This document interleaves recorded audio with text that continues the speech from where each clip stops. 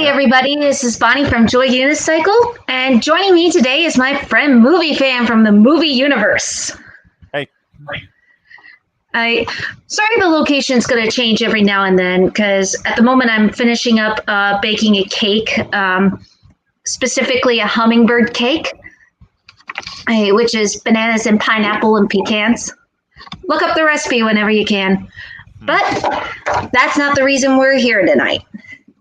We're here tonight regarding a certain event that had happened 3 weeks ago that has been 14 years in the making and 14 years coming at long last.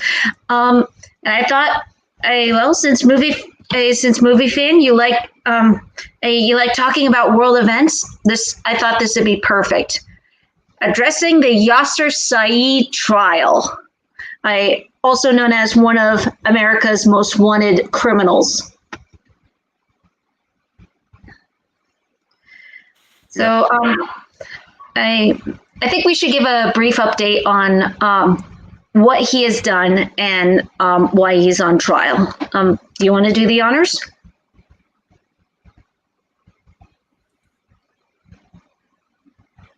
Oh, you okay?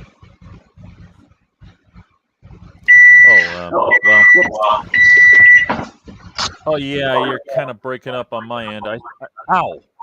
Oh, that beeper, I'm sorry. Ow. Oh, I'm so sorry. I'm sorry. I'm so sorry. I don't know why this is breaking up.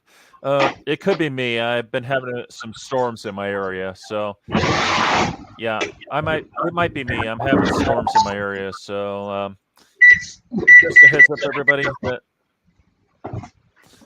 So yeah. So if anything happens, don't worry. Anyway, yeah, I could give it a whirl. Let me see. That way the beeper doesn't affect next time. Okay. Oh, what's with my internet right now? It's giving me trouble here. So. Ow. I'm sorry.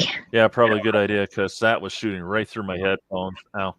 I know. It's okay. But what is with this dang thing? I don't know. This thing's giving me a lot of trouble today. Well, anyway. Let me see if I remember correctly. Sorry, it's been a pretty busy day, so. It's okay. Let's see. Okay. Well, back in, I think as many of us might be aware at this point, back in, I think it was, 14 years ago now? Yeah. Yep, 2008. Yeah, 2008. Well, to make a long story short, he killed his daughters. Both of them. Shot him to death, and he was on the run until they caught him in 2020. That's to make a long story short. To go into that kind of detail, I hesitate for the time being. But, as to what led up to this, but he is not, but just recently he was sentenced to life in prison with no chance of parole. So, but yeah, it's messed up. It's really messed up. In every conceivable way, and just how despicable he was to begin with. Yeah, and there's a lot on that list, I can assure you.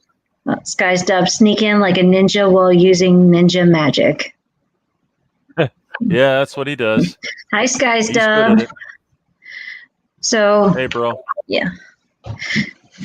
So you could say that good things do come out of 2020 after all, and this being one of them.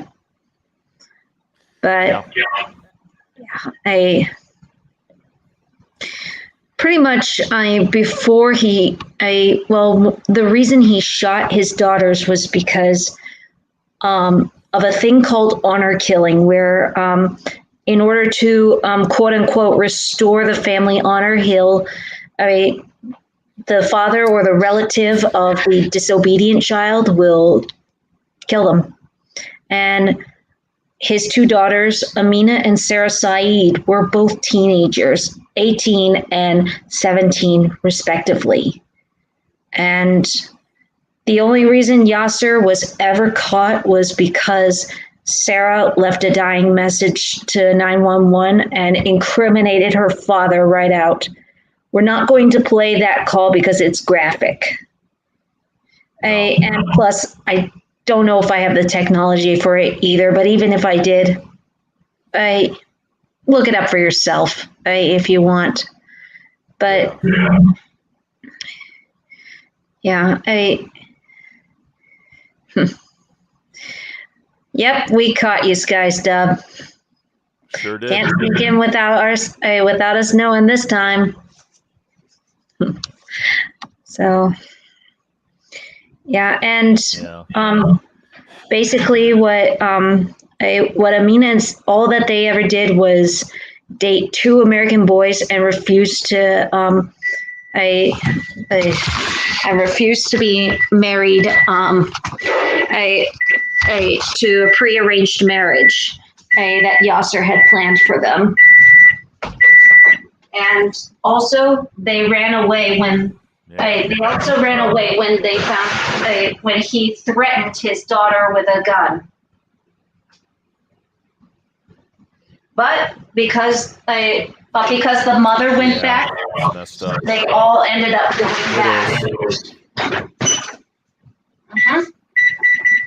And what we'd like to talk about for this particular trial is how it went down, and if everything was wrapped up, and if everybody did get the justice coming, or if something was missed. So yeah, that's the background of what had been going on. He had basically been controlling, imprisoning, and even molesting his daughters. Yeah. And he had also been tormenting his wife, Patricia. And pretty much to him, girls were just beneath the earth. And they also, and also while on the run, during this time on the run, his his brother Yasim and his son Islam all harbored him, and now they're paying the penalty for it. Though they got caught before Yasir did. For 12 long years, he had been on the run. And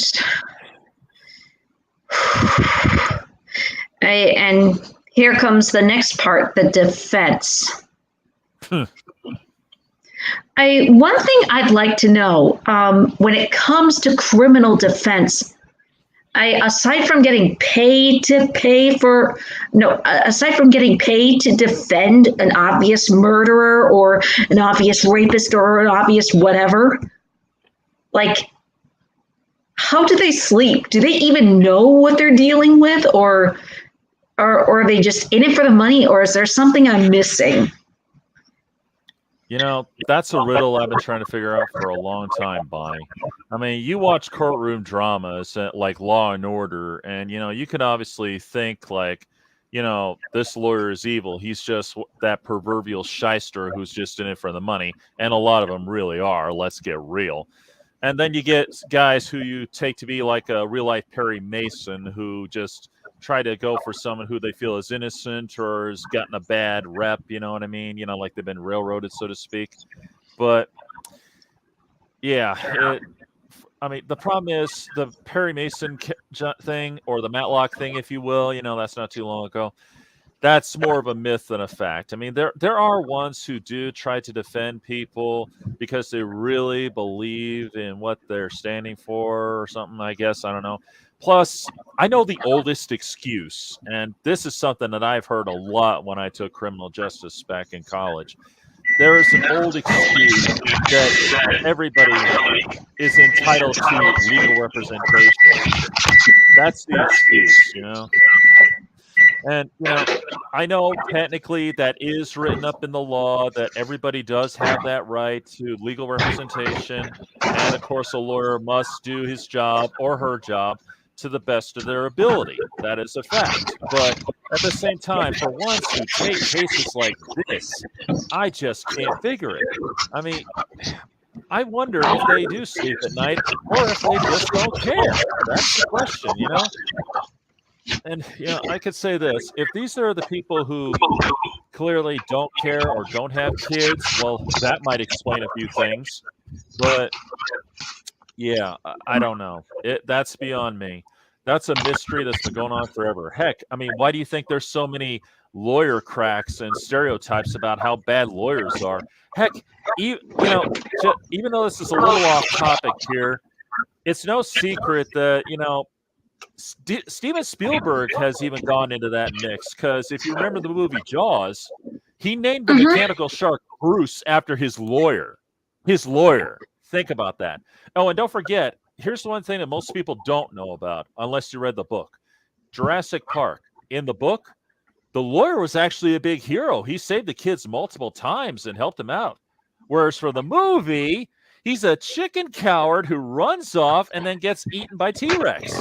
That was Spielberg's doing, not the authors. So that kind of says a few things.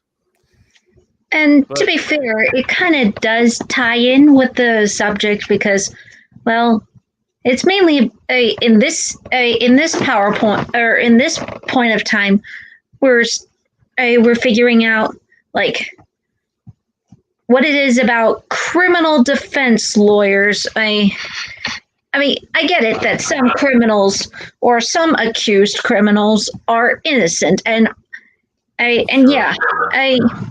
everybody is entitled to a lawyer. But in cases like Brian David Mitchell, Yasir Said, I don't get it. Like, what the heck? I mean, why the haystack would you want to represent these wicked men? There is one more thing I forgot to mention, Bonnie, although I'm pretty sure he did not get this. There are public defenders, and, for them, it is their job to do it no matter what. But, it's mostly for people who can't afford a lawyer, hence the line that you hear in all the cop shows and lawyer shows. If you can't afford an attorney, one will be provided for you. I mean, there's that possibility, but I think in this case, that definitely is not what happened here, because 9 times out of 10, you never see a public defender. You really don't. I wonder if they even really truly exist.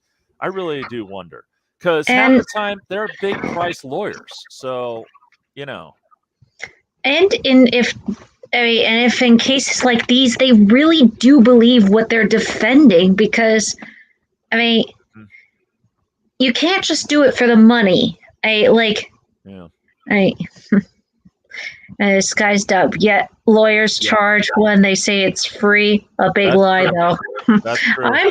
I believe that. Yeah. Very true, bro. But yeah,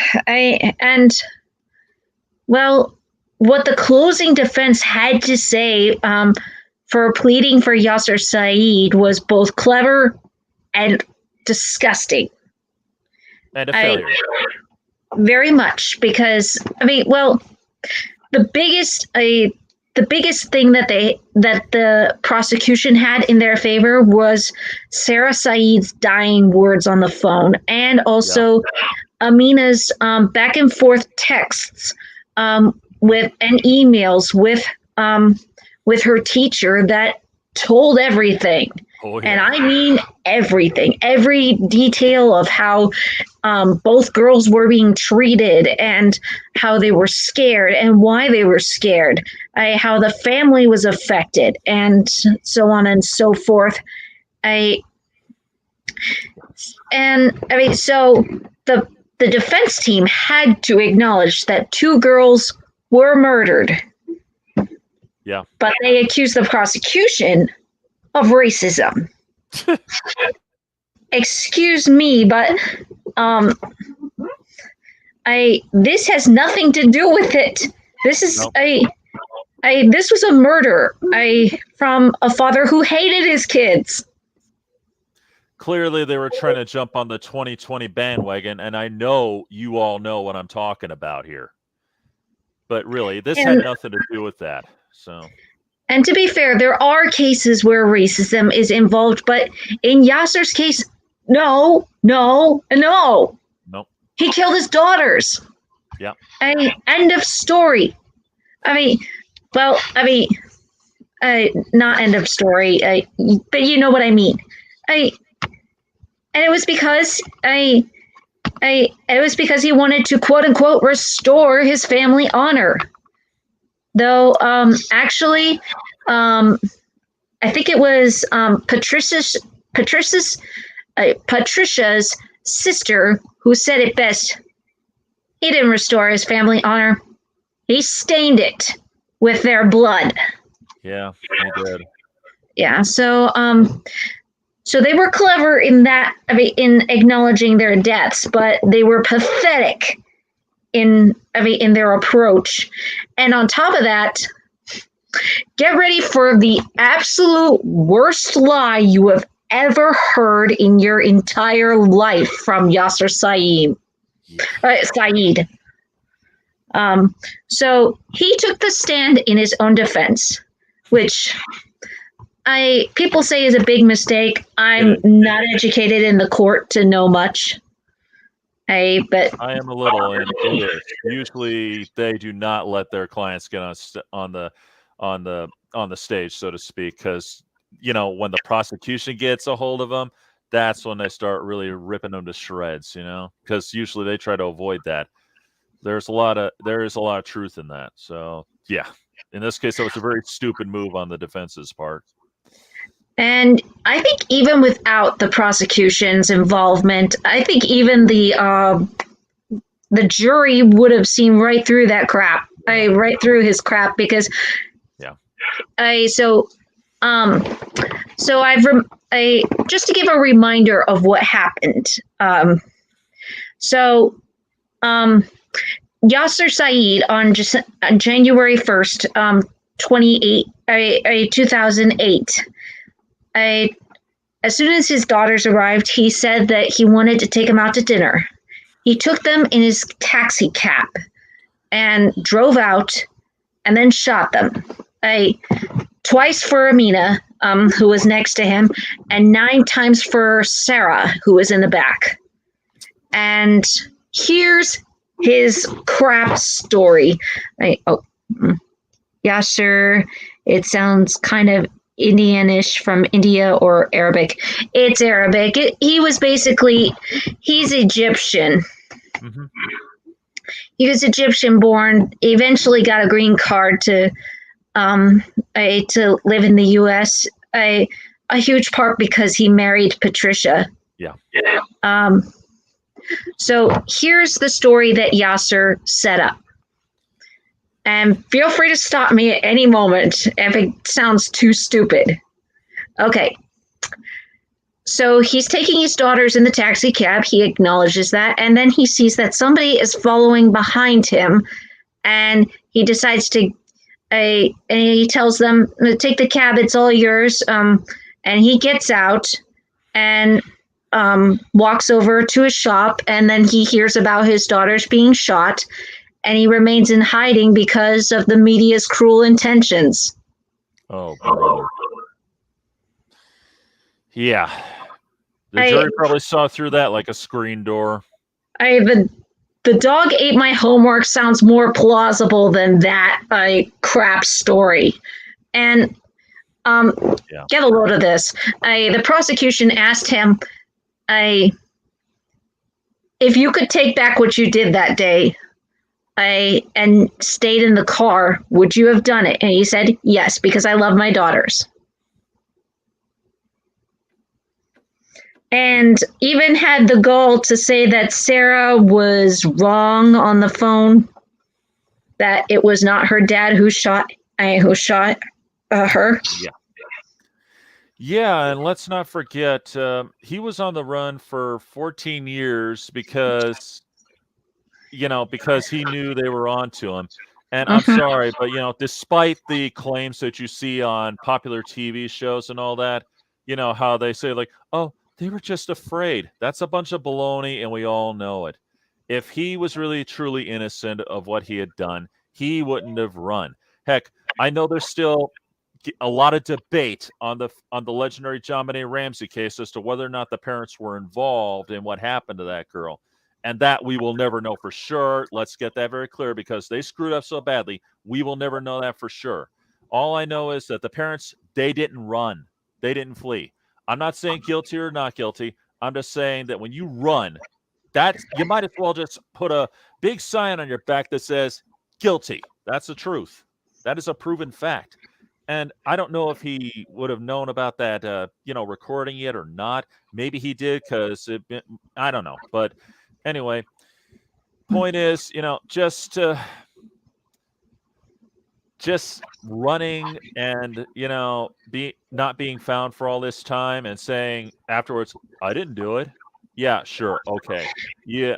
Nobody's gonna And, believe that for a minute. and Sorry. plus, you had 14 years to come up with a story. I'm pretty sure that I'm not that good of a liar, but I'm pretty sure that either of us could come up with a more plausible lie in less time. Oh yeah, like let's see, my cab got robbed and I got hit over the head and I couldn't remember who I was for 14 years. I mean, it's a bunch of baloney. We all know it, but by comparison, it's more believable by comparison than that. Or So, somebody shot my tires and shot at me. I jumped out of the car. I hid for 14 years because I was afraid of that perpetrator. hell, he would have had better luck claiming that a white supremacist group was going after him, and that's why he ran. Yeah, I mean, Especially at heck, that. he was in Texas. Not that. Well, okay, that was missaid. Sorry. They're everywhere. Yeah. Okay, isn't that very hypocritical for saying that? Totally on his part. He was not only a hypocrite, he was a narcissist and very much a liar and very full of himself. He was evil. Yeah. And the prosecution poked holes in his stories one at a time, including that no loving father would abandon the cab even under the thought, if it's the girl's friends, maybe they can handle it themselves. And you don't leave a taxi cab to anyone, even if they have their license. Nope. I'm pretty sure that's a first rule of thumb when you're a cab driver. And on top of that, he carried a gun with him. So if somebody was following him, he could have shot out their tires at any time. Or shot them. His gun or not? What? Was that proven that it was his gun that was used? Or was it? Yes. Yeah. That was his gun. And he had bought that recently. Good for you, bro. Oh yeah, yeah. Registration numbers and everything. Oh boy. Yep. And maybe his excuse would have worked in Egypt, but it won't work here. Sorry. Well, I don't know how things work in Egypt, so I can't really say. But me neither. Yeah, I know outside our country it's different. That's all I know. So. And the biggest thing that bothers me is that if he thought he had done the right thing, why bother hiding for all this time? Yep. Like if you did the right thing, you shouldn't hide from it or be afraid to hide from the law. You should just should be like, oh yeah, but I think he left his own vehicle since he has that insecurities and paranoia.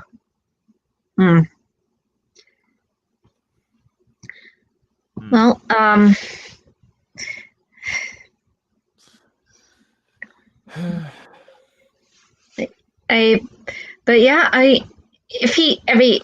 if he thought he was doing the right thing in killing his daughters, he shouldn't have had to hide from the law. But because he knew he'd get caught, he went out like a coward and basically hid from the law all this time. And and didn't give a rip if anybody took the blame for it. And Yeah, go ahead. Yeah, and I was going to say that I do remember that in one little article they did mention that supposedly that one of the relatives who was helping to hide him did say that they didn't want to do it because they knew better, but they did it anyway. So you can't claim ignorance of the law in this one, just for Not sake in of this, arguments. not in this case. No. And the fact he roped his son into it as well, I mean, and had brainwashed him as well, as Patricia put it. Yeah. It was very much. Yeah. Sorry. Yeah. So yeah, the prosecution was no fool on when poking holes through every single one of his stories and the way he did. Okay, actually, in Egypt, their law is mostly strict, and if one of their citizens kills their family, well, he'll be killed in a very horrific death, and their ways are different from America. Thank you, Sky Stub. Thanks, bro. I'm not surprised on that one. I don't know how they feel about honor killings necessarily. Because I've never been there, but I've heard stories in the Middle East, but that was all it's all talk as far as I'm concerned. I've never done any real research on it.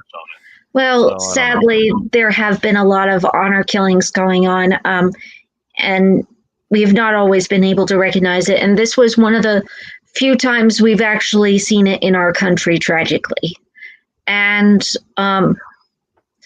well, it was also said that Yasir was not a religious man, that he just used that as an excuse to back up his power, which just proves his cowardness even more. Yeah. When you feel the need to intimidate and feel greater than other people, then actually accomplishing being great on your own terms, then yeah, it's coward. I was wondering if they still did that. That horrific beheading. I was wondering. I didn't know that they still did that. I've heard stories back in the early 2000s again, but it's been a long time, so I wasn't sure if they were still doing it or not. I know with us, it's a different story altogether, especially since they keep trying to get rid of the death penalty, which is stupid if you ask me. And that leads to the next point, actually. So, Yasir Said, you said that the sentence, could you repeat the sentence again? Oh, his sentence. Yeah, he got life in prison with no chance of parole. So, this is where I want to bring one of a couple debates. If that's a fair punishment, or if he should have gotten worse, or if really there's no punishment that can equate to his crime or fit his crime. If you sentenced him, what would you give him? And anybody in the live stream, feel free to comment as well. Well, I guess I'll give everybody a minute, but since I'll probably be the most obvious one in this case, I'll go first. For me, things like this, I'm sorry, but when I've studied criminal justice and I've seen a lot of shows, I've seen a lot of courtroom things actually happen, because I've seen it all, a lot of it. And you get guys who commit heinous crimes, and even minimal ones, take your pick. And when they just take them to prison, they just come out again as better criminals. That's a proven fact, even though, of course, everybody loves to say, oh, but it's wrong to kill them. It's wrong to do it. It's wrong to do it. If you want to get them for petty theft and throw them in the can, then sure, okay. There's no point in killing someone for that, I don't think. But when you got someone who literally committed a heinous crime like Charles Manson did, how he manipulated those people into killing innocent people for no reason at all. Why was this man allowed to live until he died? That's just wrong. And he was even up for parole several times, which is even more disgusting. Of course, he deliberately blew it each time because he had a better thing going in prison. Because, see, free room, free board, free food. All he would have to do is maybe watch his back from someone trying to get a little knife and going to him. That's about it. But other Did than they that, carry? what? Did they carry those? Oh, they make them. They make them. It's actually Oh. in fact, you might want to look this up later, Bonnie. There is a museum in San Quentin, or at least right by the prison, that shows all the weapons that the criminals made in the jail with everything that was all around them. I'm not kidding. It's all on the walls. Some guy actually made a sword in a machine shop. I'm not making this up. One guy actually made a crossbow, if I'm not mistaken. The Mythbusters even tested the theory of could you make a crossbow out of newspaper and like a silverware, plastic silverware fork and that. And well, granted, they had the time to work on it with their technology. But the point is, but in the end, yes, it was very much plausible to make a crossbow out of newspaper in prison. But yeah, and I'll try and find a link for that for you so you could see these pictures. But yeah, to me, I do approve of the death penalty when it is needed. When it's, small crimes, okay, sure, fine. I mean, that's not worth the effort. But when you do something like this, like killing your own daughters, and heck, serial killers, most of the time when they're caught, they just end up going to the mental home. They're not going to fix them. They can't fix them. It's impossible. There's only one solution for people like that. And I think we all know what it is. I'm sorry. But, I don't care what those wimps say. Maybe it won't bring them back. That's true, but that's not the point. The point is we don't want them breaking out and, doing more damage. We don't want them getting out of prison just out on bail. And we've seen this enough times before. People just get out on bail. Heck, look at the mob. When they go to jail, they run it from inside. They actually do. They run it from inside. That's proven. I mean, back in the day, sure, some guy would take over on the outside. But nowadays, they run it from the inside without a care in the world. Because what are they going to do? Add more time? Yeah, that's showing them. That's a real slap on the wrist. That's all it is. Again, free room and board. That's all a prison is. There was a time that prison, you really did not want to go. But now, free food, free board, free cable, all kinds of stuff. And they really need to take away some of these things.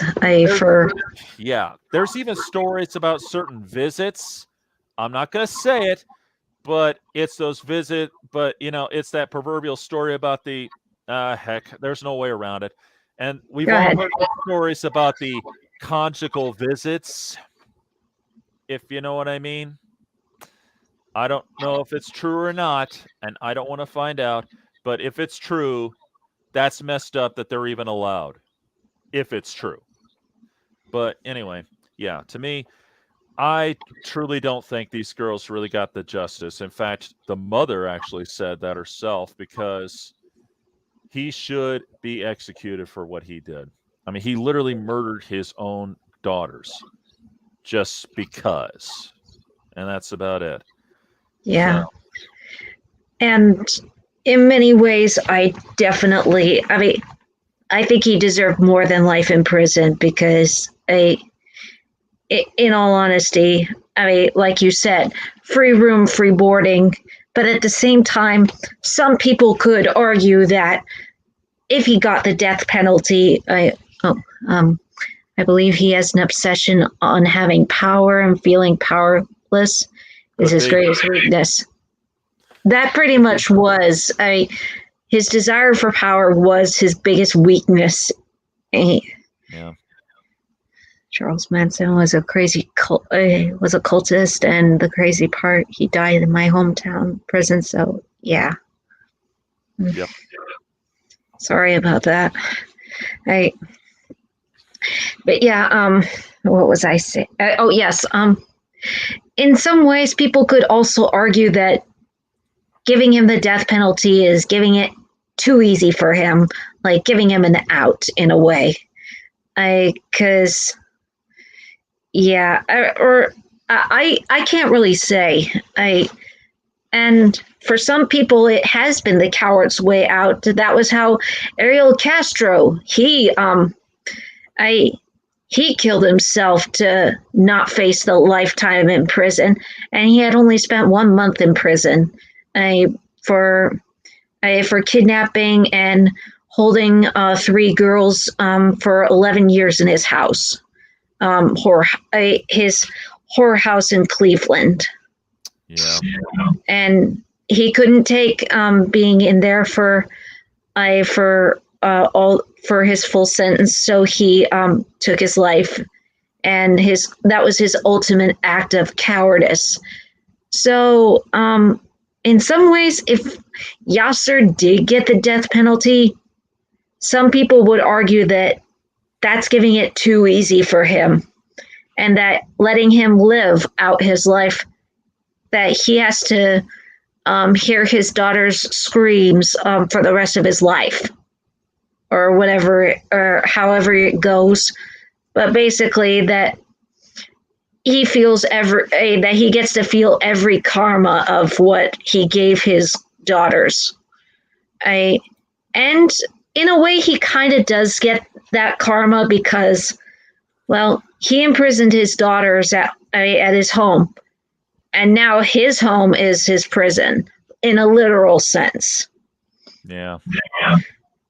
So in some ways, yeah, I don't think that there's any real penalty that could really, in my opinion, I don't think there's any real penalty that could make up for or bring full justice to what he did to his daughters in every conceivable way. No, me either. It's the next best person. Yeah, Either way, living it out, no.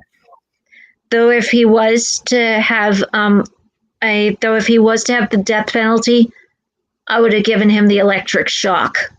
Yeah. Because I think that would have been like full punishment enough. Or before the electric shock,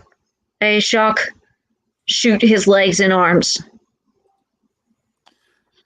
Personally, I would prefer medieval torture, but there's no way that'll ever happen. So, because it's painful. So, Sky's Dub, what do you think?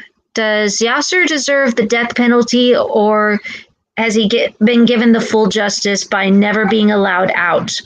Or was there really no punishment fitting for his crime? And for anybody in the comments, feel free to add anything you want.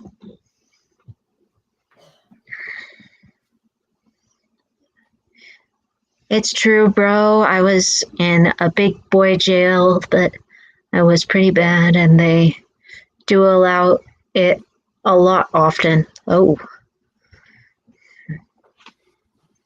Yep. Bonnie kept missing a lot of my comments. Don't worry, I did catch your comments. I'm sorry if it didn't seem like it. Yeah, we're just kind of on a roll here. That's pretty much what happened. Oh, and Bonnie, I sent you pictures from what I was talking about. Where's my phone? They're not necessarily all from San Quentin. One is from Folsom Prison, and some of them were kind of like thrown in, maybe. But many of them were actually made right there in the prison. Well, that's definitely good handiwork. Oh, yeah, you'd be amazed. It was said best on an episode of CSI Miami. Anything could be a weapon if you have enough time on your hands, because there was, granted, this may have been a little exaggerated, but there was times they did stuff like they made a weapon out of a toothbrush. They sharpened one end or put a razor blade in it, or even sharpened a turkey bone. I'm not kidding. Really happened on the show. But granted, that was a TV show, but the point is, such a thing could really be done. Sky's Dub, he definitely deserves a death penalty since he has dishonored his own ancestors, since he'll want death. That's my own detective analysis. Agreed. Definitely agreed here. And this brings me to another debate, and this is a big one that everybody in YouTube or on the YouTube comments have all been talking about, which is probably not the easiest one to address. It's about Patricia, the wife, well, basically, if she should be punished too or put on trial too. So here's the background on everything that has happened. So when she married Yasir, Yasir had promised her that he would give her a good life, and he actually married her at the age of 15. I'm not kidding. Her father signed off for her to be married, and she was a typical American Texas girl at the time. I'm not sure why her father signed off for her to get married. If he bought the "I'll give her a better life" story or not. And for the first few months, it was good, but eventually, Yasir physically, psychologically, mentally, and sexually abused her. He took pictures with her holding a knife to her throat and holding a gun to her head. And within the first few months, she had her first son, Islam.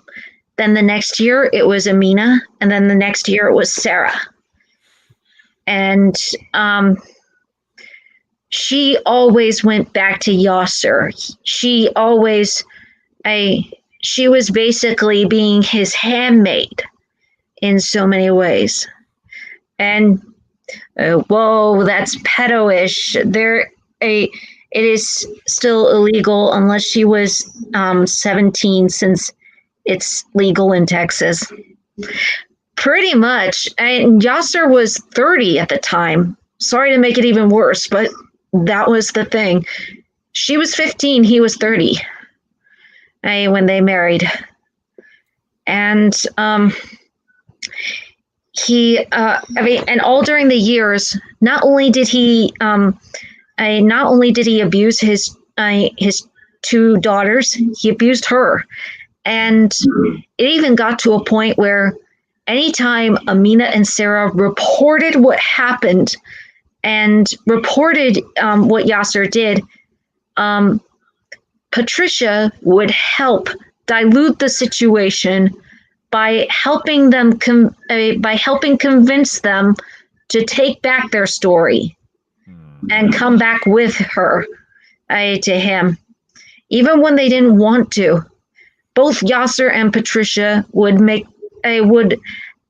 help them to take back their stories of abuse whenever child services got involved. And on the final time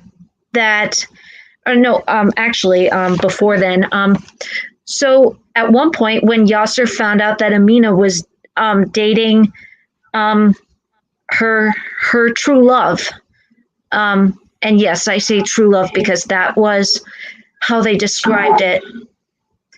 He beat her so bad that that you could not tell her braces from her lips. And Patricia was going to take her to the hospital until Yasir's brother told her, "Do not take her to the hospital." And and the final time that Amina and Sarah were about to run away, they allowed Patricia to come along because she was also she seemed to be fed up with what he was doing with each of them, as well as with her. And they ran to Kansas to live with her relative for a while. And Yasir somehow got to contact them. Well, actually, she contacted him eventually, and he convinced her in the most cliched way I'm sorry. Come back. I want to make things better. Um, and she bought it to a point where she actually told her daughters, I'm going to go back to Texas and lay flowers on my mother's grave. So come along with me. And when they got back to Texas, she dropped the news that that we're going back to Yasir. Sarah went along. I was willing to go along. Amina jumped out of the car saying, I am not going back. I hate him. She knew that Yasir was going to kill her. And she stayed at a friend's house. And the next day, Patricia, and that was on New Year's Eve, 2007. The next day, New Year's night, New Year's Day, 2008. Patricia kept calling Amina over and over and over again, trying to get her to come back. And she refused over and over until finally she drove over, picked up Amina, and took her back. I mean, she didn't physically pick her up like that, but she finally convinced her to come back.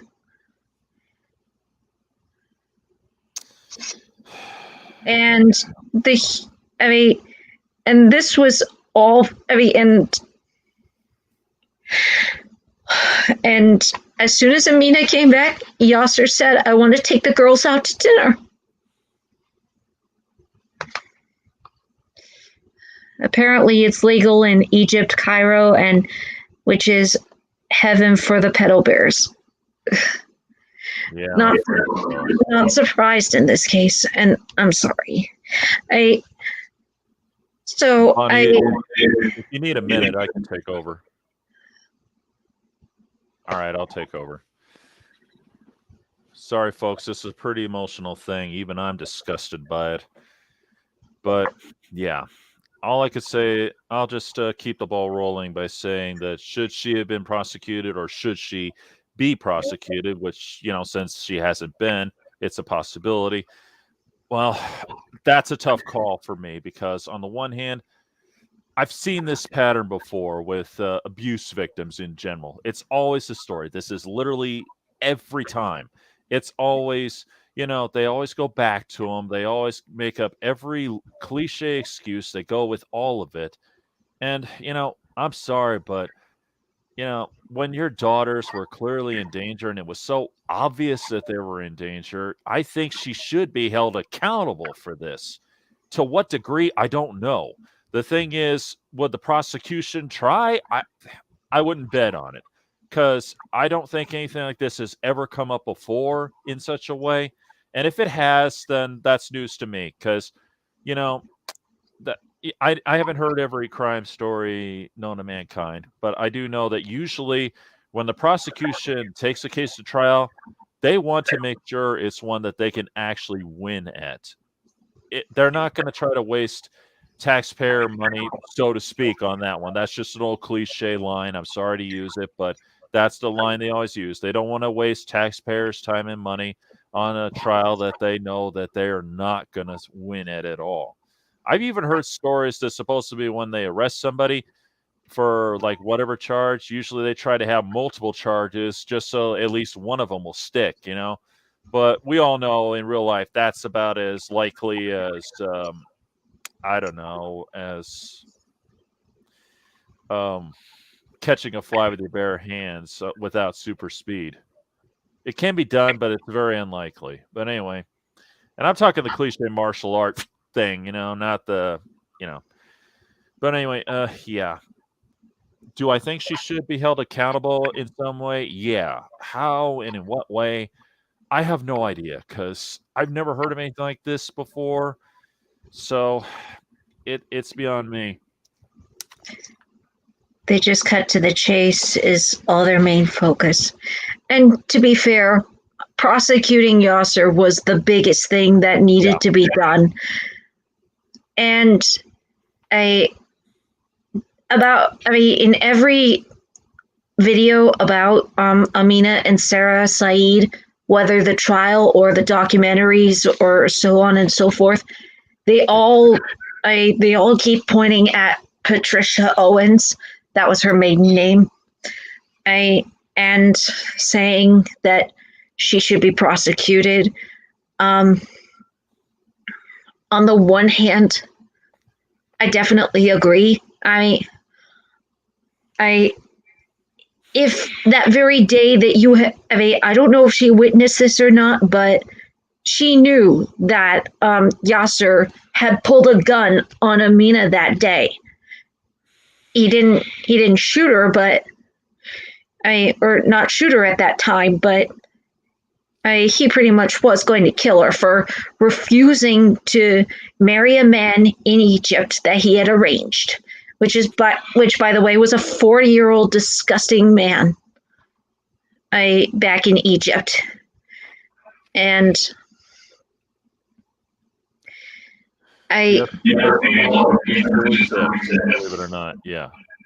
And to make it even worse, on a few of the documentaries that I've seen, Patricia denies a lot of the abuse that goes on, even going as far as to saying the abuse was on me, it was not on my daughters. Or I don't recall the hospital trip that I had to take Amina on. Either, I have a couple theories about this. Either, yes, it's denial, which abuse can do to you. I've gone through verbal abuse before at one point, but and usually when that happens, people could go through the stage of wanting to believe it's their fault so that the world could supposedly be at peace without realizing it's not their fault in this case. But back onto the subject. So when it comes to abuse, some people want to deny that they had gone through it. Or the other theory is Yasir was still on the loose at the time. And so perhaps she was publicly denying it because she was afraid he might come after her and kill her. Even though in other videos she actually cried out for her son to be put in jail for what had happened. Yeah. So it's very, very possible that that Yasir did a number on her. But at the same time, she still should have kept away from him that day. Yep. Because and I know that when you get brainwashed at a young age and you feel obligated to stay with them, that it sticks with you. That habit never doesn't leave right away. That it takes time, therapy, and so forth. And if there was any sentence I would have to give her, it would definitely be a serious therapy. But then again, in many ways, she paid. All her children are gone. 2 daughters are dead, and her son is now in prison and serving his sentence. So she's pretty much, I don't know if I could say that. I don't know how to put it. I'm sorry. If she's in a way received a punishment through this, or if she's not been punished enough. I don't know. Tough call. The only good thing that I think came out of it was when, during the trial, Yasir was found guilty, and she could finally look him in the face and said, "I'm not scared of you anymore. And you can't hurt me. You can give me all those evil looks you want. You don't scare me anymore. Yeah. So, what do you think, Sky's Dub? Should she be prosecuted, punished in some way, or has she been punished fully? While we're waiting for an answer, I do want to say maybe one thing that I know the media has not brought up, but with all honesty, I think they should. This is proof enough that really what we need here is some new better laws for situations like this. I'm sorry, but we've all seen the abuse stories. How does it always go? Just like this. Maybe not obviously this, this is a new angle at the moment, but it's always the same old story. You got a father or a mother, a parent who's abusive to the kids, and they always either take the word of the parents, or they go into, or the kids are so scared that they're going for the cliche "I fell" story. And we all know, translation, my parents beat me and I'm too scared to talk. Why they just accept that is beyond me. We all know it's a load of baloney, and I'm being nice about that. I mean, I'm sorry, but that's been going on for way too long, and there needs to be a new law about this. And I'm sorry, but you can't. This proves you cannot trust an abuse victim's word. That's the truth. I mean, Patricia was an abuse victim, and she was sticking up for him up until this point. Until it happened. So yeah, I'm sorry, but something's got to change there. I don't know what kind of law could be made about this, or some kind of procedure, if you will, to say that, okay, every time an abuse victim says I'm not being abused, don't believe it. Take action anyway, because clearly they're lying. I don't think there's any way to make that work, but I think at this point you might as well try, because for decades, maybe even centuries, who knows? I mean, depending, that this comes up, and it's always the same old story. I fell. Nobody hit me. I fell. I ran into a doorknob. I fall down the stairs. Or in this case, they made the two girls say, I lied just so that I could live with my grandma or my aunt. I forget which. Yeah. Sky's Dub replied, I think she needs the highest punishment for all lies and everything she tried to do in the name of false love, because quite frankly, she knows her time is coming. Yeah. I can go with that theory, bro. I definitely think therapy and counseling seriously would need to be part of it, because all this could have been avoided had she completely broken away, got a restraining order, found a way out of it, or even just stayed secret, tried to not contact, avoid contacting her husband at the time while in Kansas. Yeah. I should have kept their phones. They broke their phones at the time and got new ones so that Yasir couldn't track them. But after her sisters were letting her know that Yasir was contacting them and what he was saying, she eventually contacted him. Sarah did too, and they both they both took Amina back. Yeah, and that's the worst part of it. The sad thing is, like I said, I've actually seen something like this happen before, but fortunately, the one I saw, it didn't amount to anything, but it sure could have. There was a place where I worked at some years ago, and I'm not making this up, folks. This really did happen. I will not give any names because, it's not for me to say where and when this happened. But some years ago, I worked at a place, and this one mean-looking guy came up to the place wanting to see his girlfriend. And Well, they called security, but she had gotten to the door first, and she went out to see him. They got a little lovey-dovey, and then he tried to kidnap her right there, Johnny, on the spot in front of everybody.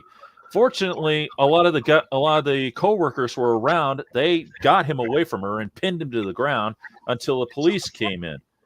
And it turns out this guy was a gangbanger and he was mentally deranged and he had threatened to kill her several times. And she even had a restraining order on him for over 3 years. And she still went to him and acted all lovey dovey. She lost her job, by the way, because not only did she put herself in danger, she put everybody there in danger because a gangbanger, do the math. He could have just pulled out that cliche piece and started popping up a few rounds.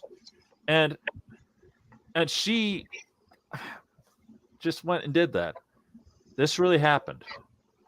And for a while, we had to have some tighter security because, this guy was so deranged, he might think that she might still be working there. He never came back, and I don't know if he's still in the can or not, or if he was on parole for some reason. I don't know. I'm not sure which. All I know is he never came back. They did make sure that they let him know that, no, she is definitely not working here anymore. Of course, after where she's working, that's not for them to say, of course, but they wanted to make it very clear that she is not working here anymore. So don't try to come around, But yeah, so, and I still don't get it. Why people go through these things? I mean, when they are clear, when they know that somebody's like that, why go back? Why act all lovey-dovey? I mean, I know one of the old stories is fear, and yeah, I can believe that. I really can. But I'm sorry, but sometimes, it's not enough, especially when you literally put your own daughters in jeopardy right there. And it was so, and I can't help but ask. This is a question I think needs to be asked because I didn't really get an answer out of the articles here. Did she know that he was sexually abusing his daughters?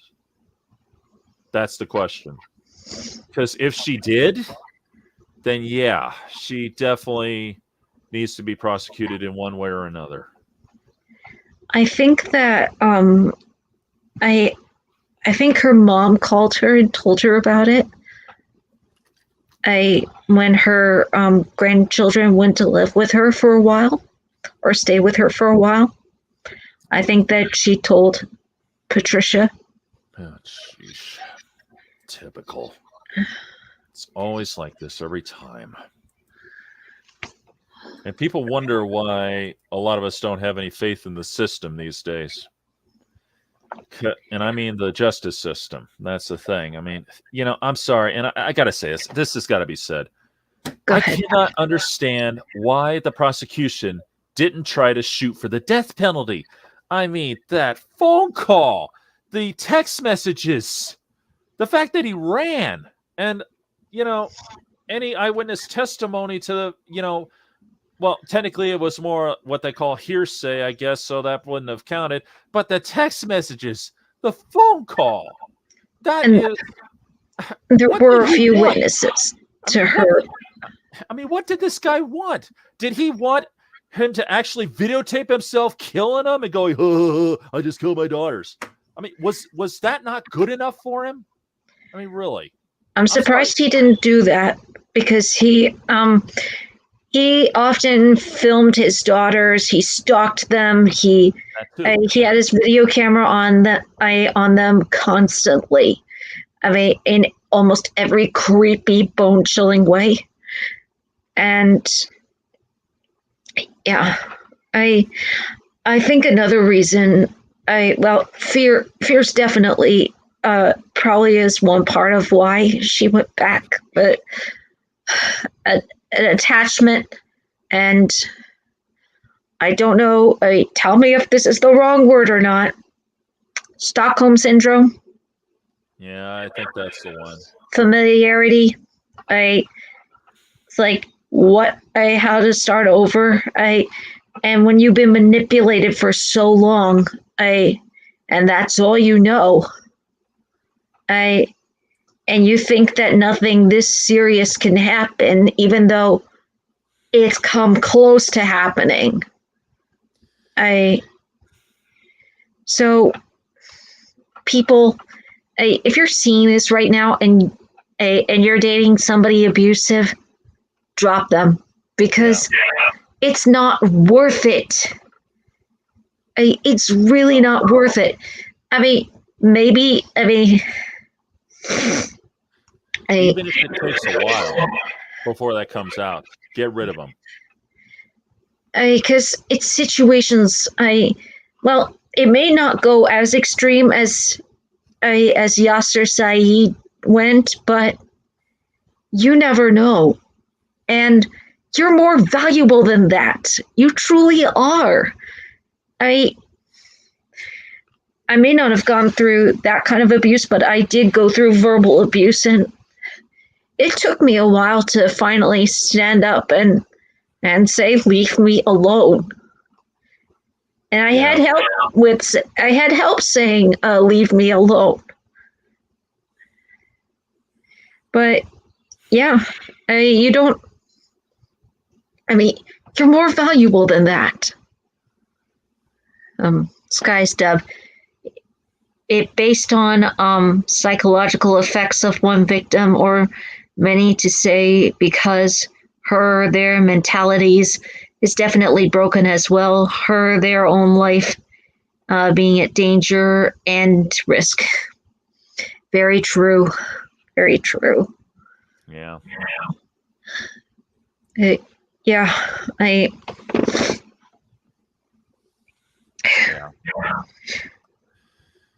Even manipulated that much. You saw the gun being pulled on Amina. You shouldn't know. No, definitely. And she shouldn't have contacted him either. There's no doubt about that. Yeah. My bro definitely makes good points as to what the deal is, but I'm sorry, the psychological approach. I'm sorry, the 99 times out of 100, the shrinks need a shrink. So they're one to talk, and especially considering how their methods have led to more trouble in recent years. I'm talking, all the whole, I have mental issues, that's why I shoot places up, all that junk. And heck, Nancy Yates got out scot-free for killing her kids because her shrink got on the stand and said she's got mental issues. Yeah. She murdered her entire kids, and one of them was a baby. And because her shrink came out and said she's got mental issues, she got off scot-free. There was a little bit more to it than just that, but that was one of the main things. So shrinks, the way I see it, they're full of it. And, they're the ones who definitely belong in jail as well, if you ask me. They've caused 90% of the problems in the recent world. Well, to be fair, some of them do try. Oh, yes. And to be fair, not everyone who, some people are truly out of it when they kill somebody, but at the same time, they still need to be punished and held accountable for it. I can't remember how Nancy Yates was, or what her mental state was like, but that sounds like cold blood. And with Yasir, there's no mental health in there. He was just up for dominance and control, and just to restore his pride. And yes, his pride, not his honor, not his family honor, not his family name, his pride. Yeah. He shot his daughters in cold blood. That's not a mental issue. That's arrogance. That's arrogance. That's murder. And I'm glad that at long last he's been caught. Though that really took too long. Yeah. I guess he was a good hider. Well, he was better at hiding than he was lying. Yeah. Yeah, from what I read, they did think that he fled the country, which is a very logical theory, no doubt about that. So obviously they went down that road until finally they somehow got a tip that he was still in Texas, which really surprised me because maybe it's because he thought that'd be the last place they would have looked for him. So yeah, he was good at hiding, and yeah, apparently it's spelled Yaser, not. Well, thanks for that one, bro. That's good for my information. But with all My bad. fairness, Bonnie, don't worry about it. The way I see it, anybody who does this, he doesn't deserve to even have his name spelled right. But again, thanks for the information, bro. Shrinks don't help at all, and they rather make it worse because I seen everything they do. I mean, what's the point of them getting diplomas when they can't see themselves in one's shoes? They're there, yeah. They're there for the money and the time, yet they cut parts just to the very point. And yeah, that's true.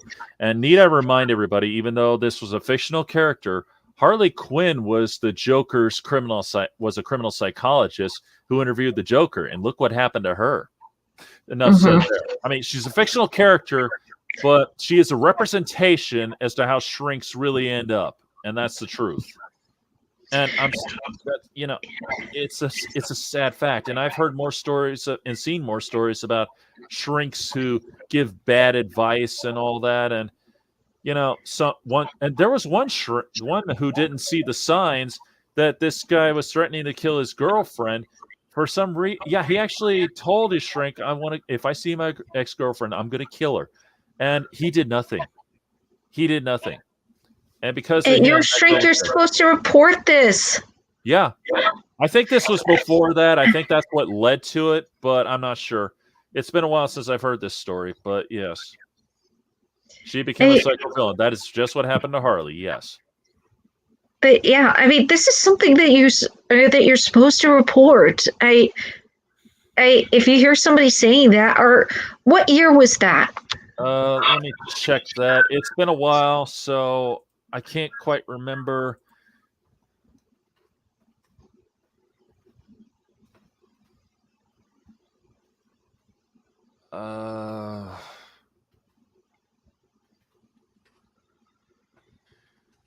Problem was I was in college, and that was about a good 5 or 6 years ago, so maybe 10. So,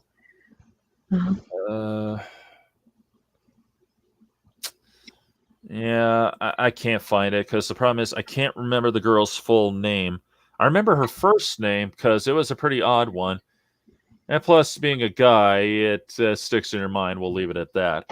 I'm not going to go there. But that's fair.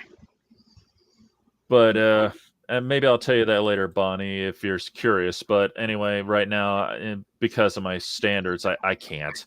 And okay. Either way, well, I don't know. What do y'all think? Do you think I should maybe say what the name is? I can't remember the last name anyway, so it don't matter really. But her first name is actually Titania. So you can see why that would stick in a guy's mind there. Enough said there. But yeah. And plus, I mean, one, that's a very unusual name, and at the same time, so that's why it stuck. But I can't remember her last name, but I think that might have led to it. The whole thing that shrinks must report that, if I'm not mistaken. I think that's what happened. Yeah, my bro said you could say it. I think that's what happened. So, what year was Titania? Interviewing this guy, and mainly because I guess it depends on the timeline. Because, well, sometimes I guess at certain years they didn't know that they were supposed to report these kind of things. Now, when you hear somebody say, "I'm going to do this," if I see somebody, you report it, no questions asked. Mm-hmm. Yeah, maybe one or two questions asked, but other than that, report it. I mean, it's one of the reasons there's censoring that's going on, because this stuff is taken seriously. Sometimes it goes overboard in being serious, but yeah, when it comes to threatening somebody's life, report it. And that goes for you, for anybody viewing out here.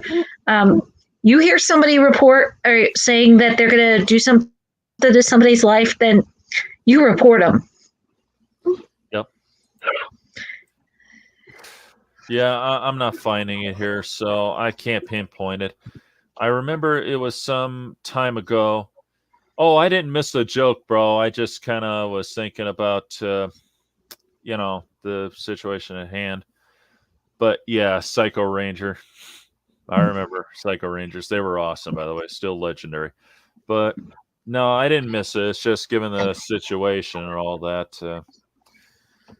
But yeah, since I can't quite remember, if I remember correctly, this was we read about this, talked about this during a criminal justice course. So it did set the standard that they must report that. So that's what happened there. This might have been the first time that came up, technically. That, and who would have thought that anyone would have the gall to really tell a shrink that in the first place? Yeah. But again, so who knows? But then again, it might have been a different time. Yeah, that's true. That's true. Yeah. That doesn't make it any better necessarily, but no. But still. Yeah, and let's see. But yeah. That name is very Amazon warriorous. Yeah, it is. You know that? That's true. It is. It does sound like that, doesn't it? But yeah, it's just messed up. All this turned out, and shrinks. Yeah. I'm sorry, I don't trust them.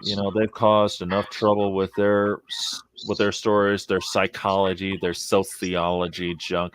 Heck, if you ever seen the TV series Bull, he's a sociologist who manipulates juries into getting his client off. Now, granted, on the show, they do put it down here and there that they do try to put it down that maybe their client is actually innocent of stuff. Like there was one time that I think it was the second episode actually that they put it down that their client was what was it? Oh, okay.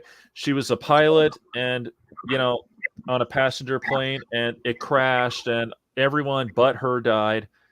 And of course, the airlines, they knew they would have to pay up no matter what for that.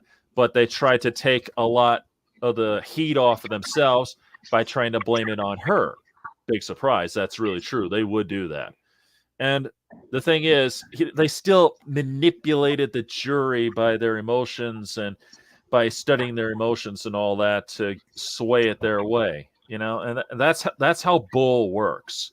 Because he's a sociologist and a psychologist, he manipulates juries. But he doesn't get up on the stand. He has a lawyer who does that, but he's the one in charge calling the shots as to what to do. That's the thing. So, yeah, it's manipulation. Better known to us as jury manipulation. So, and Yasir's defense team tried to manipulate the system and tried to manipulate the jury into thinking that he didn't do it. And they both did it in easily the worst way ever. Actually, I'm going to let you say it. The worst way ever. Oh, I'm sorry. I was reading my bro's. Okay. I'm sorry. Can you repeat that, please? The worst way ever. You do it best. Oh, you mean that? Yeah. Worst way ever. Yeah. Hey, Bonnie, do you think you and Movie Fan can be a short and easy, and easier as to my bro channel? Oh, what do you mean? Yeah, I don't know. What do you mean? But yeah, Speaking of versus JD was cray cray. I'm honestly glad that Yasir is behind bars. And I concur with Patricia on this that I usually don't hope this on anybody, but I'm sorry. I hope also that somebody beats him up and gives him everything that he gave his family. I hope he ends up dead in the shower. I'm not going to deny it to the world. It's the truth. I hope that's what happens to him. He deserves it. And the way prisoners do it, it's bad. So I hope that he gets just that.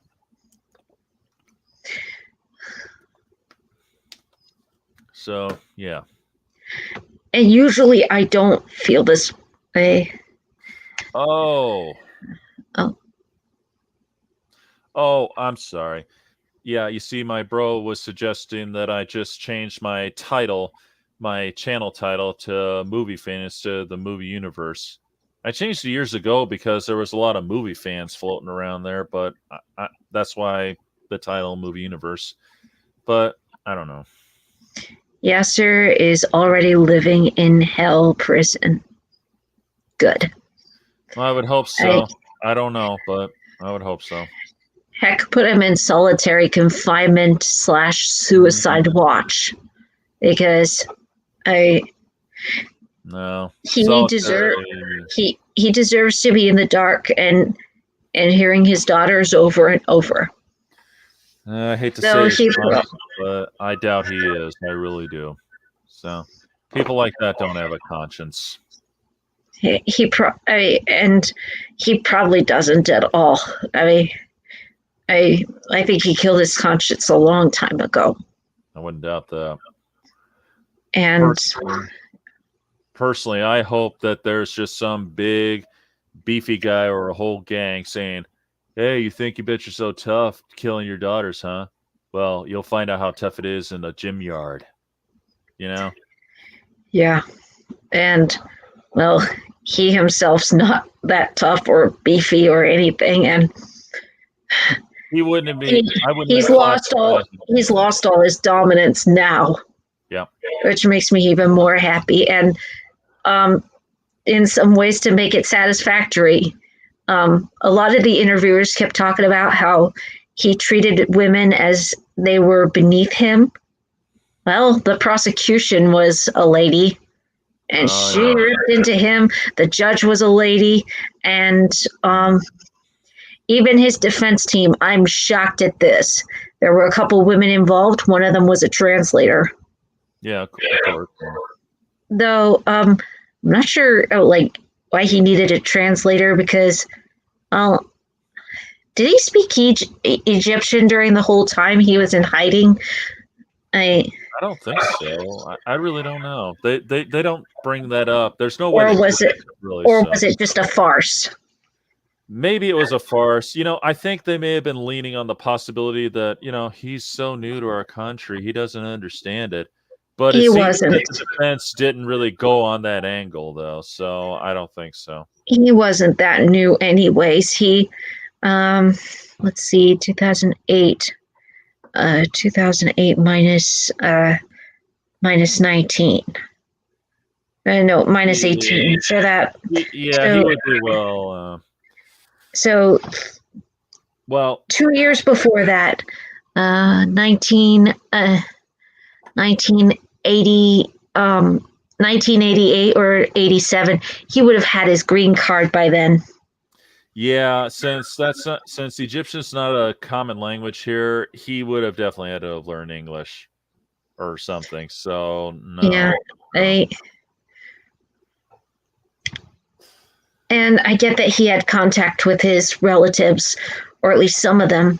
Yeah. So he probably was a bit of both, or he had both with him, Egyptian and English. Maybe. But yeah, I don't know. So personally, I like Movie Universe. I don't really feel like changing it, to be honest, bro. I mean, I know what you're telling me, but so far my channel title is growing pretty well. So I think because of what I've been doing these days, so I think I'll just stick with it. Maybe one of these days I'll change it or branch off. I don't know, but I might branch off one day, but I think it's good the way it is. So I mean, movie nerd. Yeah, that does work, but I don't know. I mean, I'll still stick with calling myself movie fan, and the channel title. I Mm. mean, it's more broader than just movies anymore. I mean, that's how I started, but I've gotten a lot more broader. I mean, heck, what are we doing now?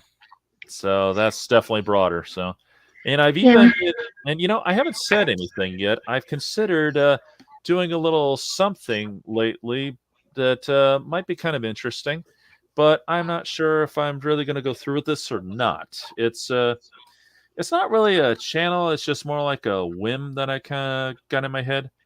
Save that for the future. Yeah, I'll do that, bro. It's just that not too long ago, and well, I shouldn't get off topic. I really shouldn't. Uh, Go ahead. It's okay. You sure? Hmm. Well, in order to do that, you're gonna have to give me a minute. No problem.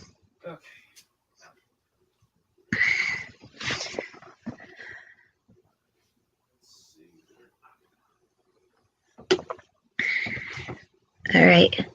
Just waiting for him to come back in just a moment.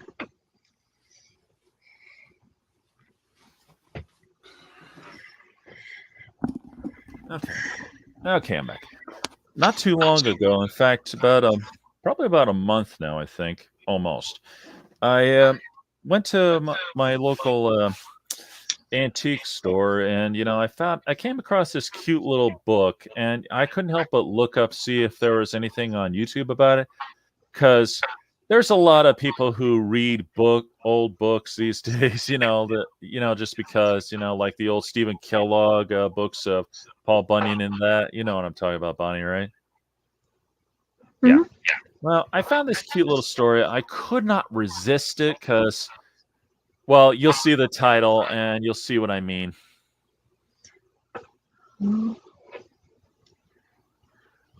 Grocery Kitty. Yeah. It was a cute little story. So, made back in the 40s, believe it or not. 1946, I believe. Yep, 1946. I just could not help but get my hands on this book. And I was kind of surprised to see there is nobody who ever read it on YouTube. So I figured, what the heck? I'd take a chance on an obscure thing. I mean, heck, I've done it before. I mean, I'm sure my bro would remember when I brought up the TV movie Thirst, which was it was a gamble because I had there was a chance that could come back to bite me, but at the same time, nobody had any video of it at all. Nobody, so I figured I'd take the chance and put it out there. And ever since, I've gotten a lot of people watching it, and a lot of people saying thank you for putting this up because we thought it was lost forever because it was a one-time thing. That's one of the things that happened. It was one of those one-time things, and I was fortunate enough to record it. But actually, bro, if you're thinking World War II, it was just a year later. It ended in 45. So, Yeah. World War I ended in a 1918. yeah, But close. you were close, bro. I got you into broadening your horizon. Yeah, you sure did. And hey, this was a great way to do it, in my opinion. Yeah. And well, personally, with my channel, what I had mentioned before in the intro video that I have, when you log into my channel, is basically that I'm doing whatever I want. Whether it's dancing, reviewing movies, singing, or whatever.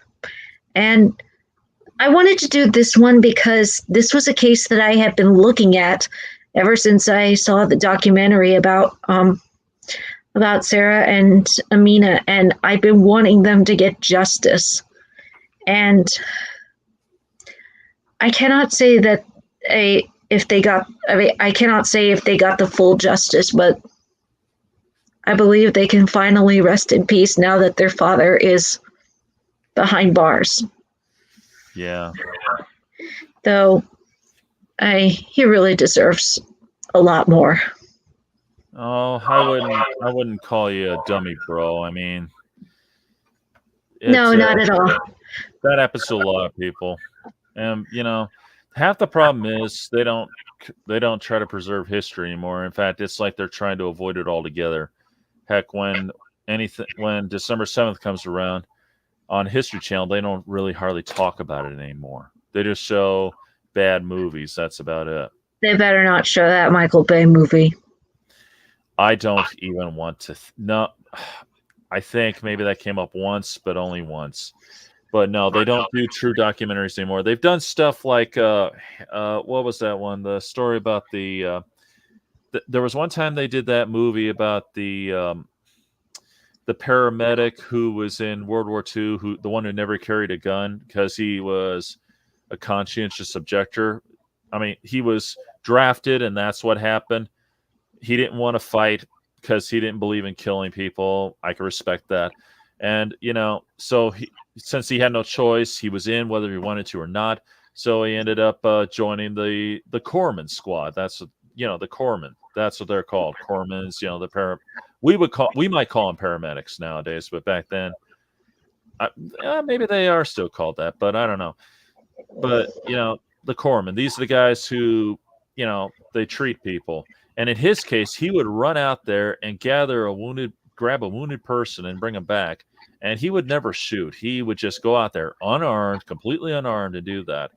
And he did this in the Pacific Theater.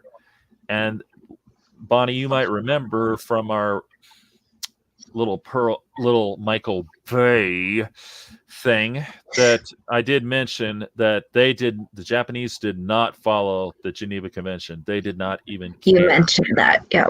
Yeah.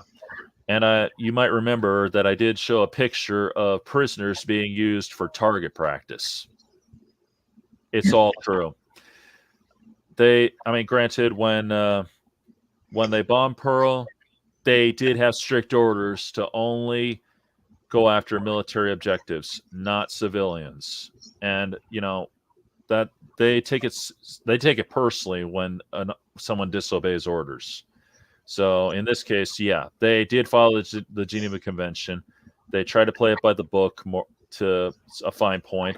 I mean, I'm sure I don't know if you saw my video on Tora yet, and if you haven't, you really should. I will. It's very accurate. In fact, it's incredibly accurate beyond belief. I'm sorry, bro. Let's see. I miss antique stores St. Louis shut down. I'm sorry to hear that. It's always a crying shame when that happens. I was going to collect everything they had. I know that feeling, bro. Believe me. Ironically, I found an old VHS tape of Power Rangers in an antique store. Kind of sad just because it's considered that to somebody, but so be it. Hey. Yeah. You never know what you can find. But yeah, I'm getting a little far off track here. I mean, maybe it helps lighten the mood. I don't know. But I would it does a little bit. I would like to try to read this book for YouTube, like kind of should. You think so? Yeah, go for it. Yeah. I should. Because people need to remember these things too. It's a cute little story. And just a little preview, folks. It's got some pretty darn good, adorable pictures for 1946. That's so cool. I know. It looks like somebody painted it masterfully. Yeah, it does, doesn't it? So, getting back on the subject. Yes, so I think in some ways we should start wrapping it up. But what can you say that we can learn from this entire thing? Well, like I said before, I think we can learn that we definitely need a new, better system for handling situations like this. And I'm talking about the law itself. And I could say police procedure, but it does stem downward that way. That's usually when the law is set up, it goes down to police procedure. Now, I know if I say the word police right now, a lot of people are probably rolling their eyes, shaking their fists, and we all know why that is because of 2020 and all that. But this isn't about that issue, folks. This is about, well, this, for instance. I mean, let's get real, folks. How many times has this happened where, somebody is abusing their kids and there's a mountain of evidence right then and there? And they take the parents' word for it that it's nothing, or the age-old story of someone kid comes in with a black eye, and I'm talking a little kid. It says, "I fell," and they can't do anything about it. They have to wait for them to make a complaint when they're either too scared or for the sake of argument, let's say maybe they don't know that they should report it. Because there have been times that has happened. But, I'm sorry. And then there's the, abuse to spouse. They know that they should report it. I mean, they pound this into our heads multiple times. You see it on every cop show that has ever been created. And, they tell you that you should report it. You shouldn't be ashamed and all that. Afraid, yeah, they don't really come out and say that you should or should not be afraid. And most of the time, I'll admit, they don't exactly come out and say the "I understand your fear" thing, but they should. They really should bring that up. But, if anything, every time a woman gets abused by her husband or boyfriend and they say the old "I fell" speech, they should just say, "No, no, I'm sorry. We can't take your word for it. We're bringing him in. I'm sorry. That's the truth." And, and on top of that, I've seen many a times where, let's say the person actually does get the courage to come forward and say, "Yes, my husband, my boyfriend, my father beats me." And, what happens to the person in charge? They get out on bail and all that stuff. They shouldn't get bail for that. And, got the old stalker syndrome. But yeah, the old stalker story, which does coincide here as well because of what he was doing. He was stalking his daughters. Yeah, I mean, we literally get the stalker thing. And what happens? They do the restraining order. That is worthless. I mean, that garbage remake of Hawaii Five-0 said it best in one episode. That ain't worth the paper it's printed on. And that's the truth. Because I've heard more times of stories of guys who were literally given a restraining order from their ex-wives or their girlfriends. And what do? They violate it. They don't care. Because what do they do about it? Nothing. And that's the truth. And very likely he would have violated it if he was given a restraining order and if it was not strictly enforced. Yeah, and that's the thing. They're not enforced. They really are. They never are. And, He was that type of man. Yeah.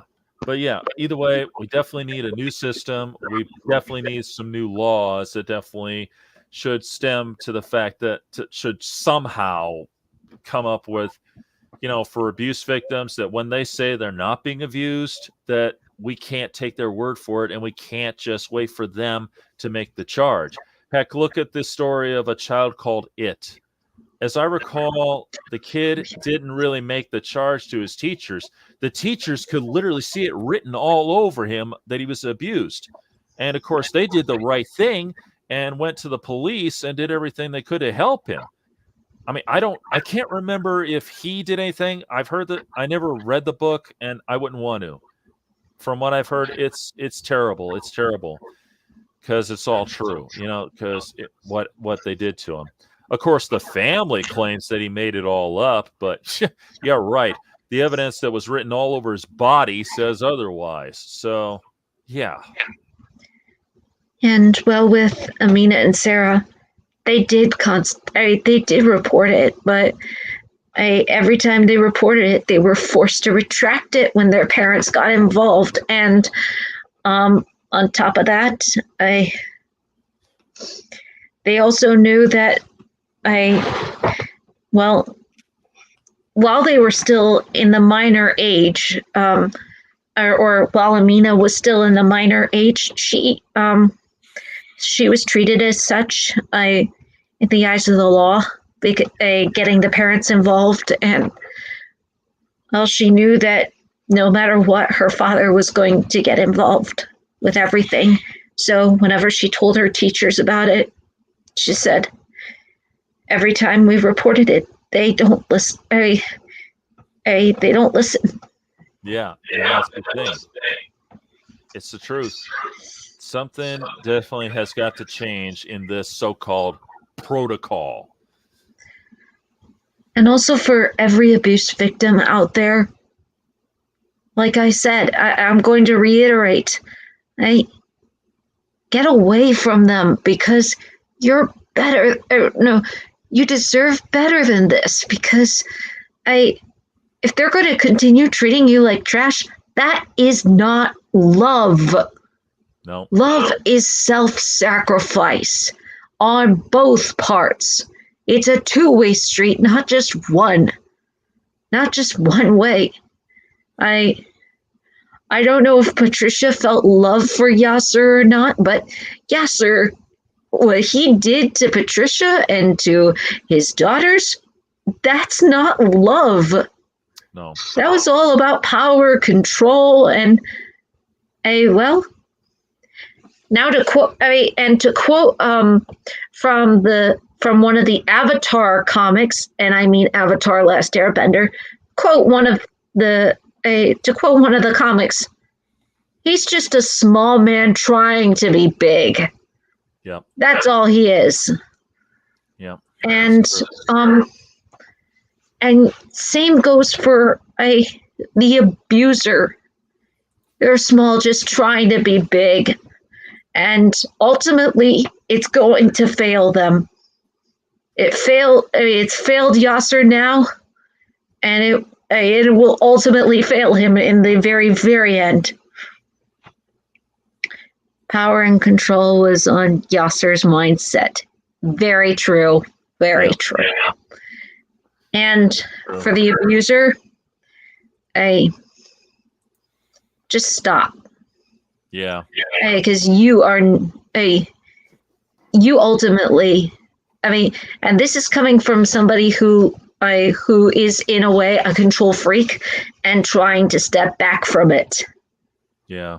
You are not going to be in control of everything, and you cannot be ultimately. So let go, or else. Yeah, that's true. It's definitely true. And you know what? I do think that there's one quote that definitely needs to be made, and I'm not sure if I can really share that or what, but let me see if I can find a way to do that. There is one thing that since you brought that up, Bonnie, that came to my mind, and I think it definitely applies here. It's a quote from the series Teen Titans, and I mean the original, not that Teen Titans Go Away. Just for you, I'm talking the original, and this was at the final battle when they fought Trigon. I don't know if you remember that moment, but I think I do. But let me see if I could share this, and this will say it all. See if I can do this. If you can't put it on, I think I know what the quote was. I'll have to try and get it right, but it's going to have to do the way it is, but you're going to have to work with me on this one, folks. Okay, so let me see. I got to add this to stream. You exist only to serve me. Give it a second. You survive only because beating your all-powerful father. Right there. Right here, folks. Created me. But you were never my father.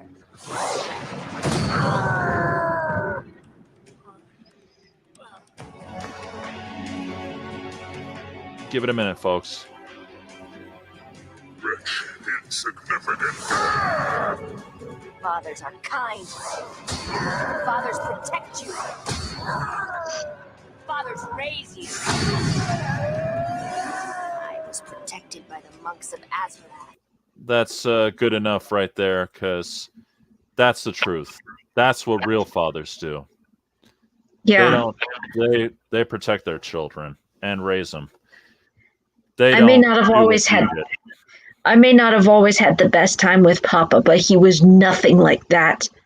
I could say the same thing with my folks. We always have our ups and downs. That's practically a rule in any family.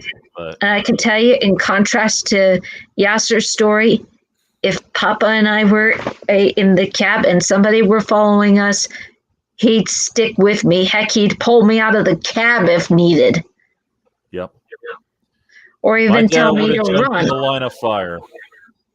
That's what my Papa would do. That's what real fathers do. So, Yasir, bullcrap on your story. Just bullcrap. I hope he goes to hell where he belongs. I usually don't say that about people, but in this case, he deserves the full wrath. Definitely. If he stands before God on Judgment Day, I hope that his daughters are right there to point their fingers at him. I hope so too. And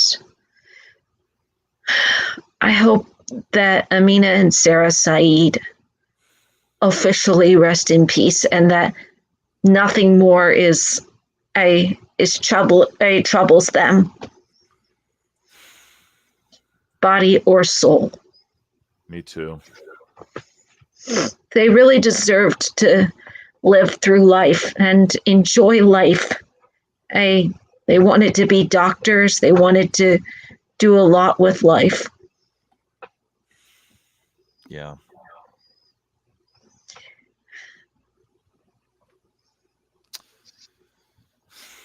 I guess there's not really much I can say else. Allah will not forgive his crimes, Egyptian Arabic folks. He wasn't even religious to begin with. He just used that as a means to excuse his actions. But still, you're right, bro. God or Allah, even Buddha or whatever. Yeah, I mean, it would not have been okay either way. No. Because despite what you were brainwashed to believe because of 9/11, folks, Allah does not approve of suicide killings or mass murder. So, no. Well, I think there's really only one thing to do, Bonnie. A simple moment of silence for both of them. For Mina and Sarah Said.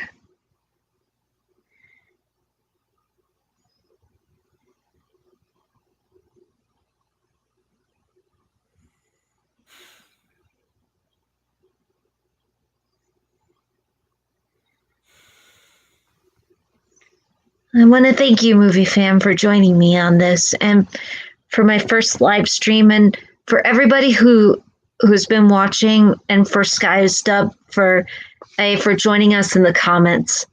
And thanks for lightening the mood, whatever you could, bro. It helps. Thank you.